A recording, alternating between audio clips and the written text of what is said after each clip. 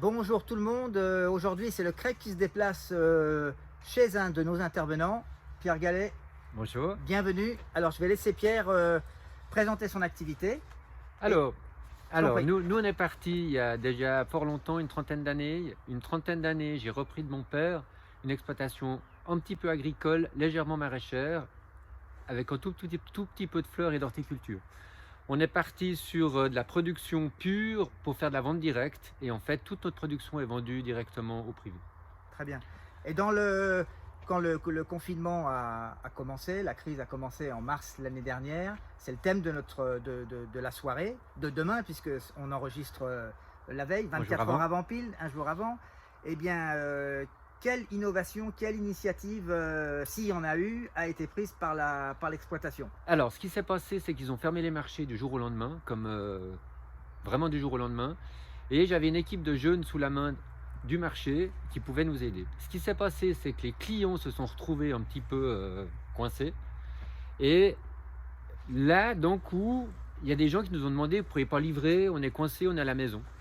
Et là, ma fille, elle a fait 2-3 annonces sur Facebook, annonces un petit peu en dehors. Et du jour au lendemain, on est parti avec des paniers récupérés à la ferme directement ou livrés par des bénévoles chez les gens. Super. Alors, ça c'est bien beau, mais la transition, quand on plonge dans une crise jusqu'à la mise en place d'une initiative, ça prend combien de temps et ça se passe comment? Alors, c'était assez rapide chez nous. On va dire qu'en une semaine, on est passé de l'idée à la pratique.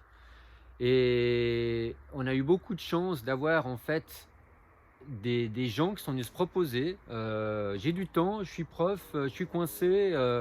La gym, ils en veulent plus à l'école, c'est trop dangereux. Donc, ils sont venus, ils ont fait les livraisons. Et en fait, avec une équipe de bénévoles, on a réussi d'un coup, enfin au bout d'une semaine, on était performant. On a fait 2 sorties, une sortie magasin, une sortie arrière.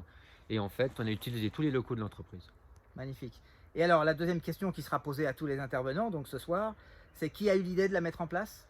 Alors là, c'est ma fille, parce qu'en fait, c'est elle qui était un petit peu sur les réseaux sociaux. Hmm. Et en fait, elle a dit, mais il faut qu'on partage, il faut qu'on aille plus loin, il faut faire quelque chose pour toutes ces personnes coincées à la maison. Et en fait, elle a pris l'initiative de faire de la pub à droite à gauche, puis ben, nous, on a exécuté, quoi. Donc c'est elle qui a boosté tout le monde. Elle a boosté tout le monde, elle les a mis au boulot. Magnifique. La dernière question, les aides de l'État, est-ce qu'elles ont été utilisées? Et si utilisées, est-ce qu'elles ont été utiles?